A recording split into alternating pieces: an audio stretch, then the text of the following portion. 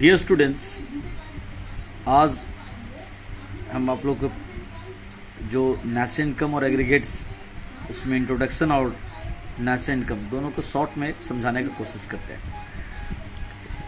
देखिए यहाँ लिखा है, macroeconomics is the study of economic problems और economic issues like unemployment and poverty at the level of an economy as a whole. मतलब macroeconomics का एक ऐसा ब्रांच है जो ऐसी आर्थिक समस्याओं का विश्लेषण करता है जो पूरे इकोनॉमी लेवल पे स्टडी की जाती है। जैसे यहाँ उदाहरण दिया है, बेरोजगारी, गरीबी, इसके अलावा और भी होगा national income, money and banking, export and import, balance of payment,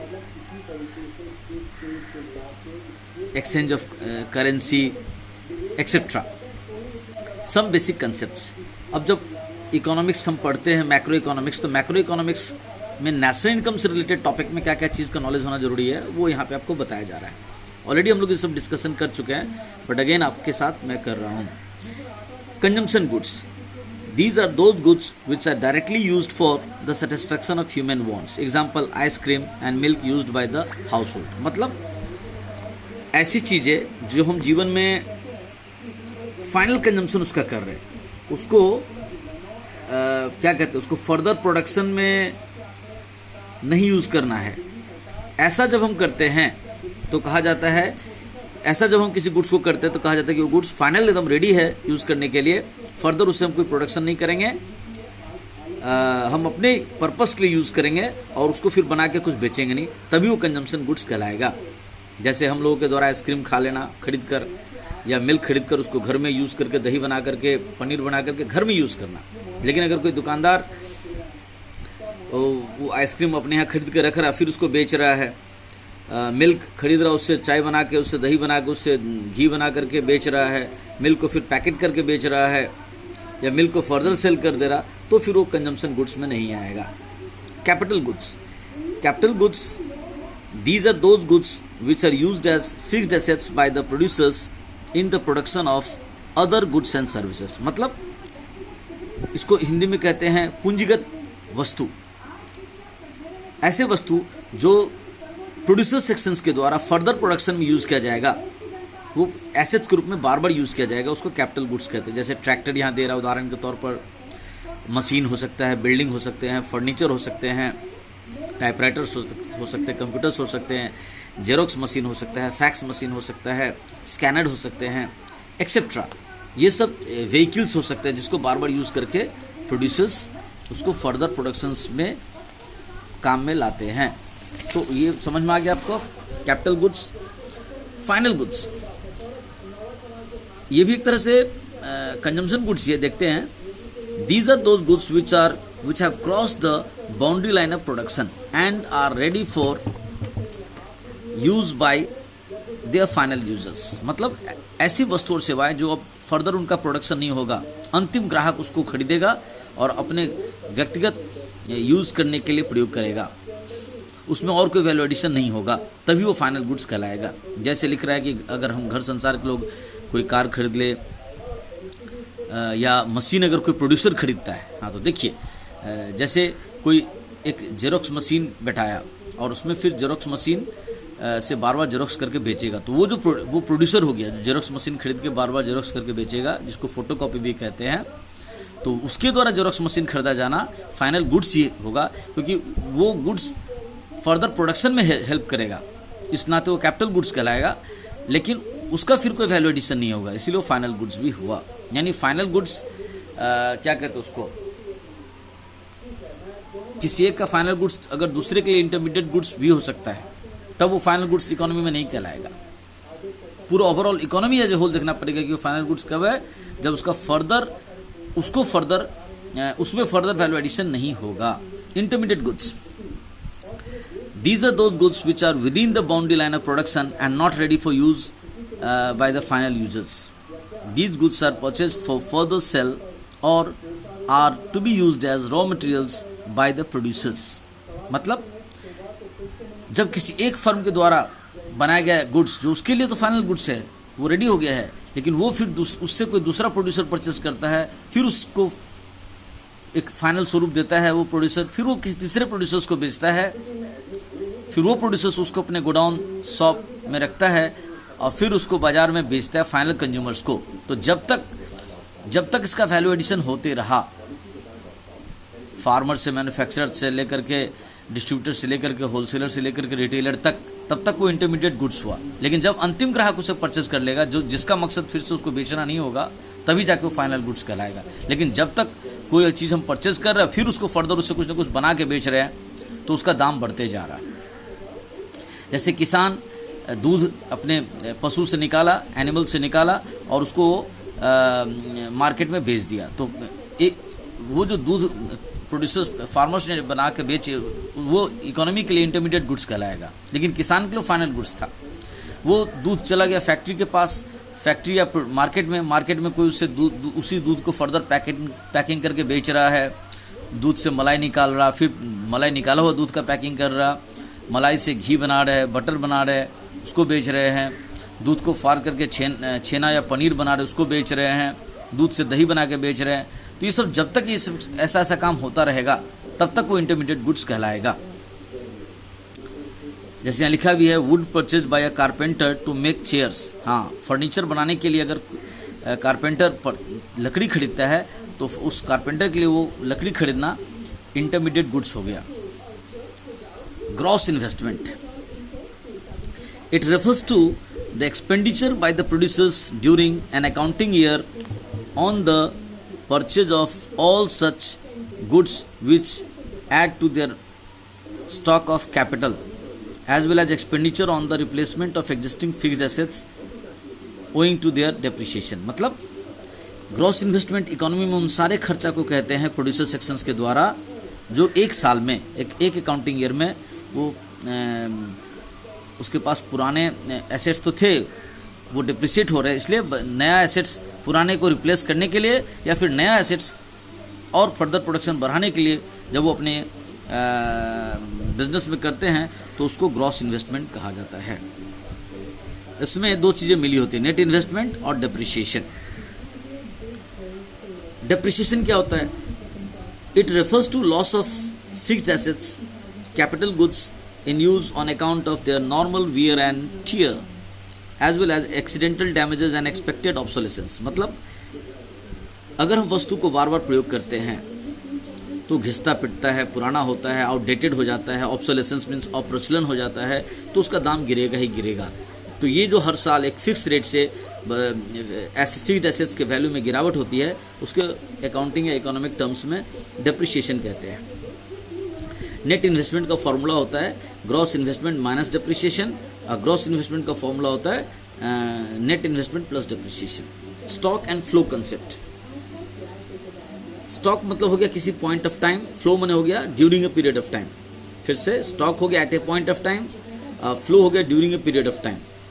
All variables in economics like income, consumption, capital and investment are classified either as stock variable or as flow variables।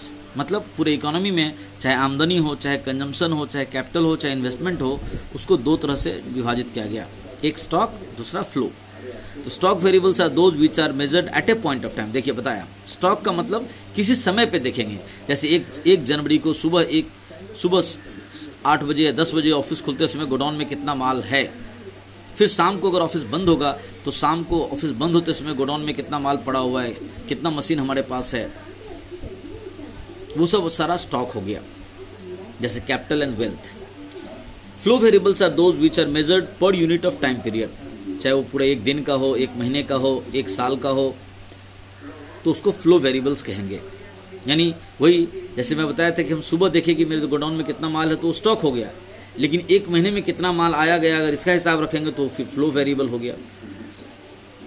आज सुबह में 10 बजे मेरे पास मेरे salary का कितना पैसा बचा हुआ था, सपोज कीजिए 15,000 बचा था, तो वो मेरा स्टॉक हो गया। लेकिन एक महीने में या 4 महीने या साल भर में कितना आमदनी मेरा आया गया, वो हो गया मेरा फ्लो वेरिएबल्स। इंटरसेक्टरल फ्लोज क्या होता है? इंटरसेक्टरल फ्लोज का मतलब होता है कि इकोनॉमी में 4 सेक्टर होते हैं। Household sector, producer sector, government sector और rest of the world sector. आपके सिलेबस में 2 ही सेक्टर्स के बारे में जानना है, हाउस होल्ड सेक्टर्स और प्रोड्यूसर सेक्टर्स। इसमें मान लिया गया है कि आपका प्रोड्यूसर सेक्टर्स नहीं है, लेकिन चलिए यहाँ क्या लिखा हो देखते हैं। Intersectoral flows refer to the flow of goods and services as well as the flow of money among different sectors of the economy. मतलब ये जो डिफरेंट सेक्टर्स है जो मैं बताया, household sector, producer sector, government sector, rest of the world sector, इन सब में वस्तु और सामान, वस्तु और पैसे दोनों का आना जाना को इंटरसेक्टरल फ्लोज कहा जाता है। The flow of goods and services are called real flows. जब वस्तु और सेवाएं एक दूसरे के यहाँ लेते हैं तो ये रियल फ्लो कहलाता है। जैसे हाउस होल्ड सेक्टर से लोग नौकरी करने के लिए प्रोड्यूसर सेक्टर में गए तो ये रियल फ्लो हो गया, क्योंकि लोग सेवा दे रहे हैं, सेवा बेच रहे हैं। फिर प्रोड्यूसर सेक्टर वस्तु और सामान बनाने के बाद बेच रहा है हाउस होल्ड सेक्टर को, तो ये हाउस होल्ड प्रोड्यूसर सेक्टर से हाउस होल्ड सेक्टर की तरफ वस्तु और सेवाओं को बेचना हो गया आपका real flow. While the flow of money is called money flow across different sectors. लेकिन अब सुनिए, मैं पहले बता रहा था कि अगर house hold sector producer sector के पास जाके काम किया तो अपना सेवा दिया तो वो हो गया रियल फ्लो। कहाँ से? हाउस होल्ड सेक्टर से प्रोड्यूसर सेक्टर की ओर।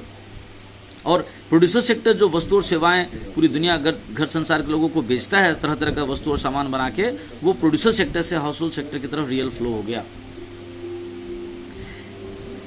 लेकिन जब हाउस होल्ड सेक्टर्स के द्वारा दिए गए सेवाओं के बदले में प्रोड्यूसर सेक्टर उसको सैलरी देता है, रेंट देता है, इंटरेस्ट पे करता है, प्रॉफिट देता है, डिविडेंड देता है, तो फिर वो मनी फ्लो कहलाएगा। और उसी तरह से जब प्रोड्यूसर सेक्टर्स के द्वारा बने बनाए सामान को हाउस होल्ड सेक्टर परचेज करता है तो प्रोड्यूसर्स को बदले में प्राइस पे करता है सामान का। तो ये हो गया हाउस होल्ड सेक्टर से प्रोड्यूसर सेक्टर के पास मनी का फ्लो। यानी हर सेक्टर से हर सेक्टर की तरफ गुड्स एंड सर्विसेज का फ्लो और मनी का फ्लो बारी बारी से होते रहता है। These flows both real as well as money flow. तो वस्तु और सेवा का फ्लो होगा तो रियल फ्लो कहलाएगा, और पैसे का फ्लो होगा तो मनी फ्लो कहलाएगा। पॉइंट 2, इंटरसेक्टरल इंटरडिपेंडेंस और the dependence of one sector on the other.